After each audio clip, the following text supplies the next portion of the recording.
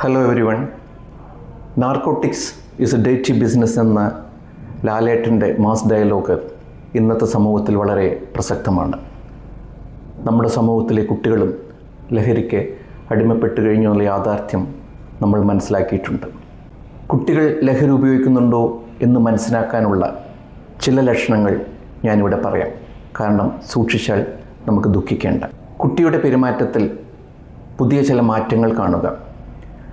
രക്ഷിതാക്കളുമായിട്ടോ അല്ലെങ്കിൽ കുടുംബത്തിലെ മറ്റംഗങ്ങളുമായിട്ടുള്ള ബന്ധത്തിൽ മാറ്റം വരിക. ഒറ്റയ്ക്കിരിക്കാൻ കൂടുതൽ സമയം ചെലവഴിക്കുക. റൂം അടച്ചിരിക്കുക. ഭക്ഷണത്തിലെ രീതികളിൽ വ്യത്യാസം കാണുക.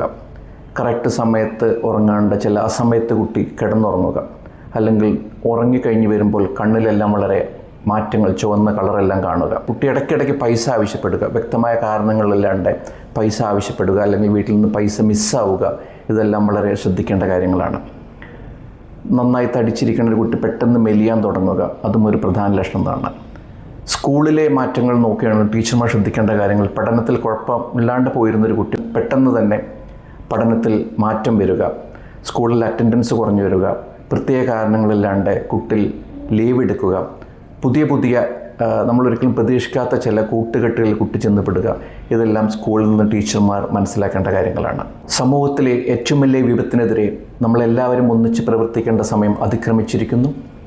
റോട്ടറി ക്ലബ്ബും അതിൻ്റെ പ്രവർത്തകരും ഇതിൻ്റെ മുൻനിരയിൽ തന്നെയുണ്ട്. My city drug free city എന്ന ക്യാമ്പയിനുമായിട്ട് റോട്ടറി ക്ലബ്ബ് പ്രവർത്തനം തുടങ്ങിക്കഴിഞ്ഞു. കേരള ഗവൺമെൻറ്റിൻ്റെ മഹത്തായ പരിപാടിയായ ഓപ്പറേഷൻ തൂഫാന് എല്ലാവിധ വിജയാശംസകളും നേർന്നുകൊള്ളുന്നു. അതുമായി നമുക്കേവർക്കും സഹകരിക്കാം. നമസ്കാരം.